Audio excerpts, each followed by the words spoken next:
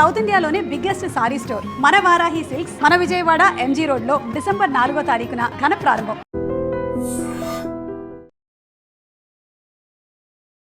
నమస్తే, welcome to I dream talking point with Kavitha.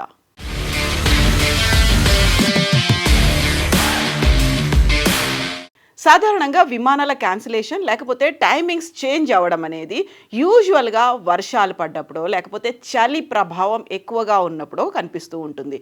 But ఈ మధ్య కాలంలో ఢిల్లీ విమానాశ్రయానికి సంబంధించి దేశ రాజధాని ఢిల్లీ నుంచి దేశవ్యాప్తంగా బయలుదేరాల్సినటువంటి విమానాలకి రాకపోకల్లో సాంకేతికంగా అంతరాయాలు ఏర్పడుతున్నాయి అనేటువంటి వార్త తరచుగా వినిపిస్తోంది. గత కొన్ని వారాల్లోనే దాదాపుగా 400 విమానాలకి ఈ సాంకేతికంగా అంతరాయం ఏర్పడినట్టుగా కేంద్ర ప్రభుత్వం కూడా ఐడెంటిఫై చేసింది. దీనికి సంబంధించినటువంటి ఒక డీటెయిల్డ్ రిపోర్ట్ని కేంద్ర పౌర విమానయాన శాఖ మంత్రి రామ్మోహన్ నాయుడు నిన్న పార్లమెంట్లో వివరించారు. దానికి ప్రధానమైనటువంటి కారణం ఫ్లైట్లు ల్యాండ్ అవ్వడానికి లేకుంటే టేకాఫ్ సమయంలో ఉండేటువంటి సిగ్నలింగ్ వ్యవస్థని GPS స్పూఫింగ్ ద్వారా మార్చేశారని.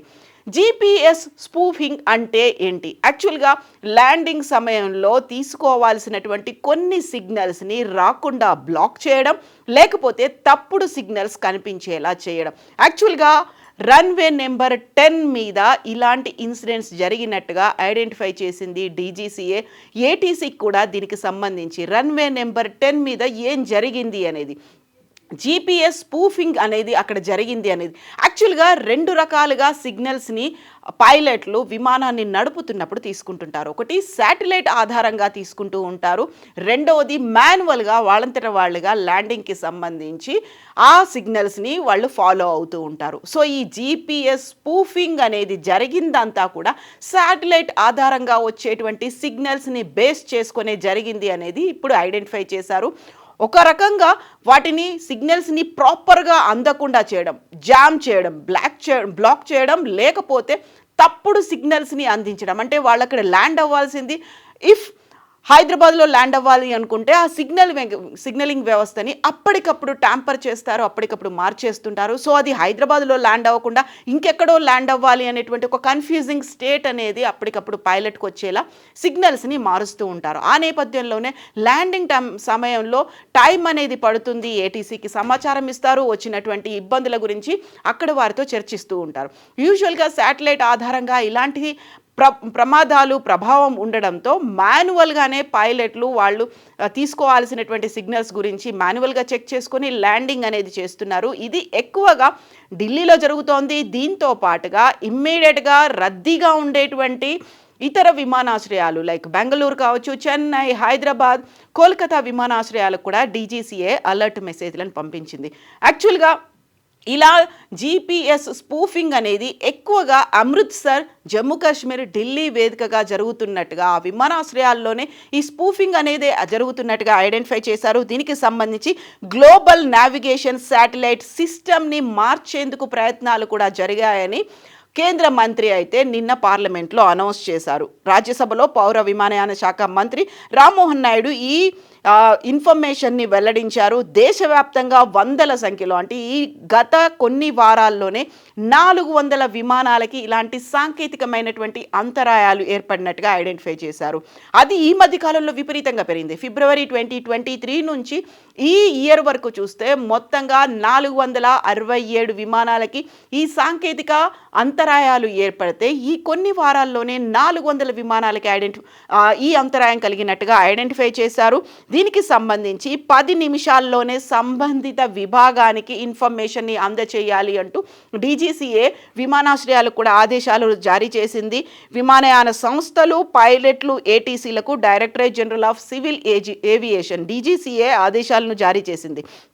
కోల్కతా, అమృత్సర్, ముంబై, హైదరాబాద్, బెంగళూరు, చెన్నై వంటి విమానాశ్రయాల నుంచి నివేదికల్ని తెప్పిస్తున్నారు. అందులోనూ ప్రధానంగా ఇప్పుడు మనం మాట్లాడుకున్నటువంటి ఈ విమానాశ్రయాల నుంచి నివేదికలు కూడా వస్తున్నాయి. అక్కడ కూడా ఆన్ అండ్ ఆఫ్ ఇలాంటి అంతరాయం జరుగుతుంది అనేటువంటి నివేదికలు వచ్చాయి.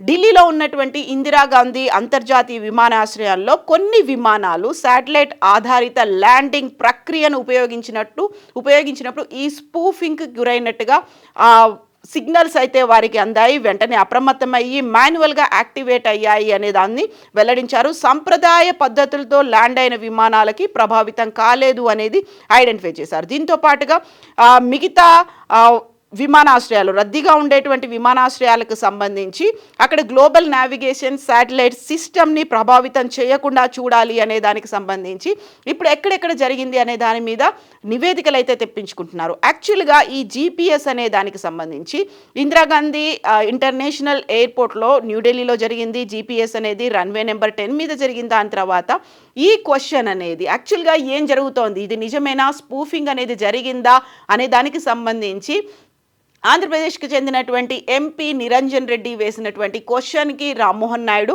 ఆన్సర్ ఇచ్చారు. అందులో ఎస్ జరిగింది అనేటువంటి మాటని చెప్పారు. సో గ్లోబల్ నావిగేషన్ శాటిలైట్ సిస్టమ్కి సంబంధించి ఇది మ్యానిపులేట్ చేయడానికి ఒక అటెంప్ట్స్ జరిగాయి అనేటువంటి మాట మా దగ్గర ఉంది అనేది, ఒక రాంగ్ పొజిషన్ కావచ్చు, లేకుంటే స్పీడ్ని, టైంని, ప్లేస్ని మార్చేలా ఆ సిగ్నలింగ్ని ఈ వ్యవస్థ అనేది మ్యానిపులేట్ చేస్తుంది. ఈ నేపథ్యంలోనే అక్కడ కన్ఫ్యూజన్ అనేది చోటు చేసుకుంటూ ఉంది. లేకపోతే దాన్ని నిజంగా అక్కడ ప్రయాణికులు ఏవైతే కమర్షియల్ ఫ్లైట్స్ అయితే ఉన్నాయో, ప్రయాణికుల్ని తీసుకెళ్తున్నటువంటి ఫ్లైట్స్ మీదే ఇది అత్యంత ప్రభావితం చూపేలా స్పూఫింగ్ అనేది చేస్తారు. ఈ నేపథ్యంలోనే కన్ఫ్యూజన్తో జామ్ అవ్వచ్చు, లేకపోతే ఆ స్పెక్ట్రమ్ అక్కడ ఉన్నటువంటి ఆ పరిధిలో, ఆ విసినిటీలో కన్ఫ్యూజన్ అనేది ఏర్పడేలా చేస్తుంటారు. దీనికి సంబంధించే అలర్ట్స్ అనేవి వచ్చాయి. ఈ నేపథ్యంలోనే ఇప్పుడు ఆటోమేటిక్ మెసేజ్ స్విచ్చింగ్ సిస్టమ్ ద్వారా ప్రభావితం జరగలేదు అని చెప్తున్నప్పటికీ కూడా ఇప్పుడు ఆటో ట్రాక్ సిస్టమ్ అనేది ఉంటుంది. దాని నేపథ్యంలోనే ఎక్కడెక్కడ విమానాలు ఏ ప్రాంతంలో లేకుంటే ఈ స్పూఫింగ్ ప్రభావితానికి గురయ్యాయి అనే దాన్ని అయితే ఐడెంటిఫై చేస్తున్నారు. దీంతో పాటుగా గత కొన్ని రోజులుగా జరుగుతున్నటువంటి వీటి మీద సివిల్ ఏవియేషన్ అనేది ఒక లెటర్ కూడా రాశారు. ఆయన సివిల్ ఏవియేషన్కి చెందినటువంటి మినిస్టర్లు కూడా లెటర్ రాశారు ఎయిర్పోర్ట్ అథారిటీ ఆఫ్ ఇండియాకి. దీనికి కావలసినటువంటి చర్యలను తీసుకోమని కూడా కోరారు. ఈ నేపథ్యంలోనే జరుగుతున్నటువంటి ఒక కన్ఫ్యూజన్ని క్లియర్ చేయడానికి కూడా ఏర్పాట్లు అనేవి జరుగుతున్నాయి. What exactly is GPS spoofing అనేది ఎలా వర్క్ చేస్తుంది, దీనికి సంబంధించినటువంటి కీలకమైనటువంటి ఇన్ఫర్మేషన్ ఇది వేరే ప్రదేశంలో లేదా సమయంలో ఉన్నాయని నమ్మించేలా ఒక సైబర్ ట్రాక్ ద్వారా దాన్ని తప్పుదారి పట్టించడం, ఒక మ్యానిపులేట్ చేయడం, నకిలీ సంకేతాలను చట్టబద్ధమైనటువంటి ఉపగ్రహాల నుంచే వస్తున్నట్టుగా, మనమంతా శాటిలైట్స్ మీద డిపెండ్ అవుతున్నాం కాబట్టి ఏవైతే ఆథరైజ్డ్ అథెంటిక్ ఉపగ్రహాలు ఉన్నాయో వాటి దగ్గర నుంచే ఈ సిగ్నల్స్ వస్తున్నాయి అనేలా జీపీఎస్ స్పూఫింగ్ అనేది జరుగుతుంది. అవి శాటిలైట్స్ నుంచి భూమి దగ్గరికి వస్తూ ఉంటాయి. దాని ద్వారానే ట్రాక్ అనేది జరుగుతూ ఉంటుంది. దాని ద్వారానే విమానాల ప్రయాణాలు, జర్నీస్ అనేవి కూడా ఉంటాయి. సో నకిలీ సంకేతాల ప్రసారం అనేది చేస్తూ ఉంటారు. రెగ్యులర్ జీపీఎస్ సిగ్నల్స్ల ద్వారా కనిపించేలా ఉండేటువంటి నకిలీ ఒక ఫేక్ సంకేతాలు అనేవి ఉంటాయి. రిసీవర్ని కూడా మోసగిస్తూ ఉంటాయి. ఏదైతే సిగ్నల్స్ని రిసీవ్ చేసుకుంటూ ఉంటాయో ఆ సిగ్నల్ మీద కూడా ఇంపాక్ట్ చూపించేలా ఈ స్పూఫింగ్ అనేది ఉంటుంది. బలహీనమైనటువంటి ఒక ఉపగ్రహాల నుంచి సిగ్నల్స్ వచ్చినట్టుగా, అది అంత క్లియర్గా పర్ఫెక్ట్గా పిక్చర్ ఉండకపోయినప్పటికీ అక్కడ కన్ఫ్యూజన్ అనేది ఉంటుంది. ఆ తర్వాత తప్పుడు డేటా అనేది కూడా చూపిస్తూ ఉంటారు. అక్కడ ఉన్నటువంటి ప్లేస్, టైం అనేది ప్రాపర్గా ఉండకపోవడం, ఎట్ ద సేమ్ టైం స్పీడ్కి సంబంధించి కూడా ఇంపాక్ట్ అనేది దాని మీద కనిపిస్తోంది. సో నావిగేషన్ వ్యవస్థల మీద ఇది విపరీతమైనటువంటి ప్రభావం కనిపిస్తుంది. అటు విమానాలు కావచ్చు, ఇటు నౌకల మీద కూడా ఈ జీపీఎస్ స్పూఫింగ్ అనేది పనిచేస్తుంది. దాని మీద విపరీతమైనటువంటి ప్రభావం అనేది చూపిస్తుంది. సో రవాణా వ్యవస్థలు తప్పుదారి పట్టే ప్రమాదాలు ఉంటాయి. దీంతో పాటుగా తీవ్రమైనటువంటి భద్రతా సమస్యలు కావచ్చు, లేకపోతే సెక్యూరిటీ సమస్యలు, సేఫ్టీకి సంబంధించినటువంటి సమస్యలు కూడా జీపీఎస్ స్పూఫింగ్ వల్ల వస్తుంటాయి. దీంతో పాటుగా టెలికాం నెట్వర్క్లు కావచ్చు, బ్యాంకులు, పవర్ గ్రిడ్ వంటి కీలకమైనటువంటి ఏవైతే సంస్థలు ఉన్నాయో మౌలిక సదుపాయాలు వాటి కోసం యూజ్ చేసేటువంటి సింక్రనైజేషన్ కోసం ఉపయోగించే టైం సింక్రనైజేషన్కి మోస్ట్ డిపెండెంట్గా ఉన్నటువంటి సిస్టమ్స్ మీద కూడా ఈ స్పూఫింగ్ అనేది వర్క్ చేస్తుంది. దీంతో పాటుగా ఇల్లీగల్ యాక్టివిటీస్, క్రిమినల్ యాక్ట్స్ అనేవి చేయడానికి కూడా దీన్ని యూజ్ చేస్తూ ఉంటారు.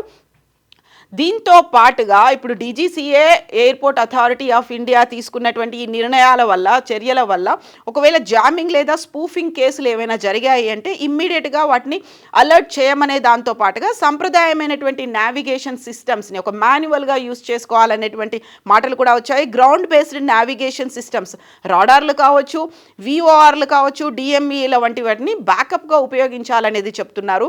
సో స్పెక్ట్రమ్ పర్యవేక్షణ, సిగ్నలింగ్ విశ్లేషణలకి సంబంధించి ఎప్పటికప్పుడు అప్డేట్ రావాలి. ఒకవేళ స్పూఫింగ్ జరిగింది అన్నట్టుగా ఏమైనా ఐడెంటిఫై చేస్తే 10 minutesలోనే అలర్ట్ చేయమనేది ఉంది. దీంతో పాటుగా చట్ట విరుద్ధమైనటువంటి ఈ జీపీఎస్ ప్రక్రియ అనేది చాలా దేశాల్లో అయితే ఇది చట్టవిరుద్ధం, తీవ్రమైనటువంటి జరిమానాలు లేకపోతే జైలు శిక్ష కూడా ఉండే అవకాశాలు ఉన్నాయి. బట్ ఇక్కడ స్పూఫింగ్ అనేది ఎందుకు జరుగుతోంది? అందులో కూడా పర్టికులర్గా ప్రయాణికులు యూస్ చేస్తున్నటువంటి కమర్షియల్ ఫ్లైట్ల మీద ఎందుకు జరుగుతోంది?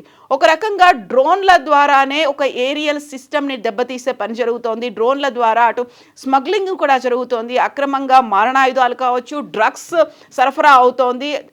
ఏరియల్ సిస్టమ్ని ప్రభావితం చేసేలా డ్రోన్ టెక్నాలజీ ఒక రకంగా అది యుద్ధ వాతావరణంలో, యుద్ధ రంగంలో కూడా రష్యా ఉక్రెయిన్ వారు కావచ్చు, భారతదేశం పాక్ కావచ్చు, లేకుంటే పాలస్తీనా ఇజ్రాయెల్ మధ్య జరుగుతున్నటువంటి ఆ యుద్ధాల్లో కూడా డ్రోన్ టెక్నాలజీనే ఎక్కువ యూస్ చేస్తున్నారు. సో ఇప్పుడు అది ఇంకొక రకంగా అదర్ షేప్ అనేది తీసుకుంది, ఇంకొక డైమెన్షన్ తీసుకొని అది ప్రయాణించేటువంటి విమానాల మీద కూడా స్పూఫింగ్ అనే ప్రక్రియ. సో దీన్ని ఎవరు చేస్తున్నారు అనేది ఐడెంటిఫై చేసే ప్రక్రియలో అయితే భారతదేశం పడింది. దానికి సంబంధించి ఇంటెలిజెన్స్ వ్యవస్థలను కూడా ఉపయోగించుకుంటోంది. దీంతో పాటుగా ఇది అఫీషియల్గా రికార్డ్ అయింది. గతంలో 2023 ఫిబ్రవరి నుంచి ఇప్పటిదాకా 467 ఇలాంటి స్పూఫింగ్ లేకపోతే సాంకేతికంగా వచ్చేటువంటి టెక్నికల్ ఇష్యూస్ అనేది కనిపిస్తే ఈ గత కొద్ది వారాల్లోనే 400 అయ్యాయి అంటే సో అది నిర్విరామంగా స్పూఫింగ్ అనేది జరుగుతోంది అనేది మాత్రం ఐడెంటిఫై చేశారు. దీనికి సంబంధించి అలర్ట్స్ అయితే జారీ చేశారు.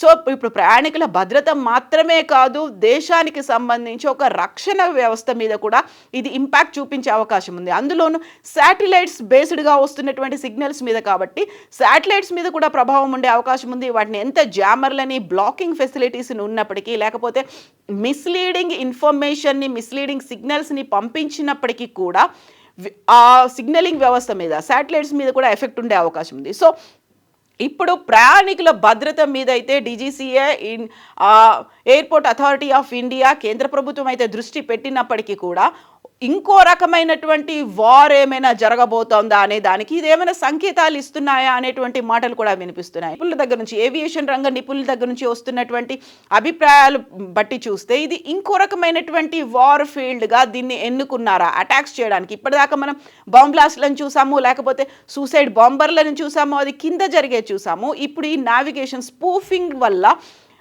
ఆకాశంలో కూడా అలాంటి ప్రయత్నాలు ఏమైనా జరుగుతున్నాయా? దీంతో కేవలం సిగ్నలింగ్ వల్లే జరుగుతుందా, లేకుంటే దాన్ని ఇంకా ఏమైనా మోస్ట్ అడ్వాన్స్డ్ టెక్నాలజీని కూడా ఉపయోగించుకుంటున్నారా అనేటువంటి అనుమానాలు కూడా వ్యక్తమవుతున్నాయి. బట్ కేంద్ర ప్రభుత్వం అయితే అలర్ట్ అయింది. దీనికి సంబంధించినటువంటి కంప్లీట్ ఇన్ఫర్మేషన్, మానిటరింగ్, ఇన్వెస్టిగేషన్ అయితే కొనసాగుతూనే ఉంది. యాక్చువల్గా ఈ లేటెస్ట్ టెక్నాలజీ జీపీఎస్ స్పూఫింగ్ గురించి మీరేమనుకుంటున్నారో కామెంట్స్ రూపంలో తెలియచేయండి. నిజంగా ప్రస్తుతం ఉన్నటువంటి సమాజం దేనికి ప్రయారిటీ ఇస్తుంది? ఆర్థిక సంబంధాల చుట్టూ మాత్రమే తిరుగుతుంది. మళ్ళీ ఎన్నికలంగానే చాలా విరక్తి కలుగుతాను. మంచి అనిపిస్తుంది కదా, లేడీస్ కూడా ఛాలెంజింగ్ జాబ్స్ చేసినప్పుడు చాలా బాగుంటది. ట్రాఫిక్ అసిస్టెంట్స్ గా నియమించిన ట్రాన్స్జెండర్స్ అందరితో సాల్యూట్ చేయించుకుంటున్నారు. ఫుడ్ డెలివరీ ఇవ్వటానికి వెళ్ళినటువంటి డెలివరీ బాయ్ అనిల్ పై కళ్ళ ముందు